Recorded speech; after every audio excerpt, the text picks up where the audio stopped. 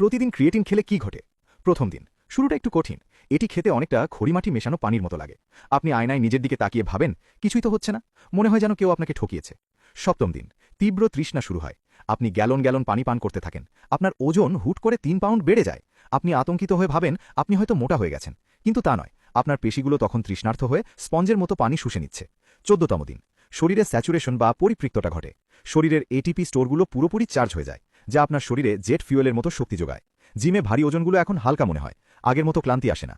আপনি আয়নায় নিজেকে বড় দেখতে পান, কারণ আপনার পেশি সত্যিই বড় হয়েছে। তৃতীয়তম দিন শুধু পেশিই নয়, আপনার মস্তিষ্কের কুয়াশা বা ব্রেইন ফগ দূর হয়ে যায়। ক্রিয়েটিন আপনার নিউরনকেও শক্তি দেয়। এখন আপনি লেজারের মতো মনোযোগী। শেষ যে ব্যায়ামটি আপনাকে পিষে ফেলত সেটি এখন সহজেই করে ফেলছেন। আপনার রিকভারি বা সুস্থ হওয়ার গতি এখন ভীতিজনকভাবে দ্রুত। 60তম দিন আপনি আয়নায় সম্পূর্ণ ভিন্ন এক ব্যক্তিকে দেখতে পাবেন। আপনি এখন অদম্য। আপনার পেশিগুলো এখন ভরাট, শিরার গঠন স্পষ্ট, এবং আপনি আগের চেয়ে অনেক শক্তিশালী। আপনি শুধু পেশিই গঠন করেননি, বরং নিজের শরীরের ভেতরের গঠন বা হার্ডওয়্যারকে আপগ্রেড করেছেন।